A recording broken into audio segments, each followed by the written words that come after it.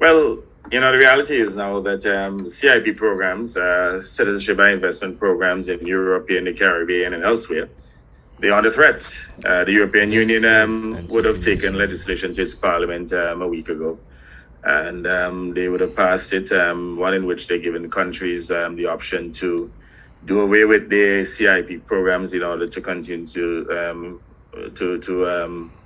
have Schengen visa-free status into Europe, or to continue the program and they stop them from having visa-free access into the Schengen region, which is a difficult situation because if you don't have access into the visa-free access into the Schengen visa-free area, then clearly it will undermine the viability of these programs, because a lot of people who literally get our citizenship is also to get access, visa-free access into that region.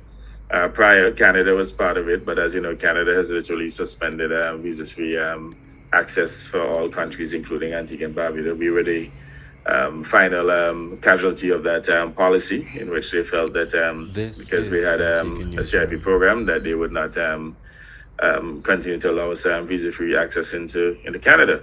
And I can tell you, for example, when we first started in 2014, by about 2015, 2016, I think we got up to about $200 million in 1 year.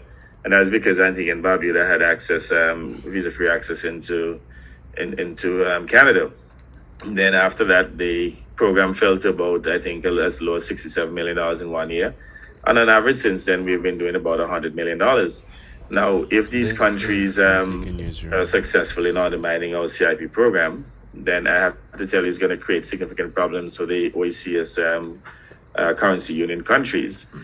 In the case of Antigua and Barbuda, about 10% of our revenue, or maybe if I'm exaggerating, no more than probably 12-15% comes from CIP.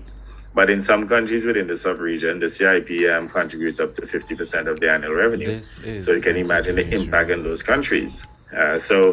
It would be a very difficult proposition. In fact, the U.S., as you know now, they have two congressmen who have decided now to go further and to pass legislation. And one of the provisions is to work in lockstep with the European Union to get them to discontinue the Schengen visa-free access into Europe.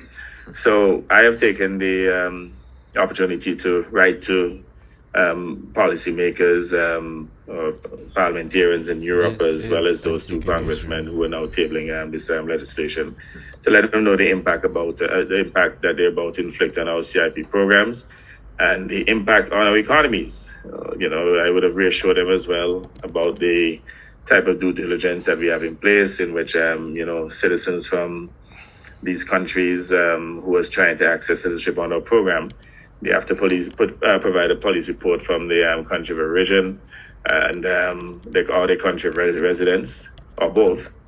They also have to get clearance from Interpol, and there's without fail, a review of their financial background, if they have companies and businesses and so on, to determine the source of income.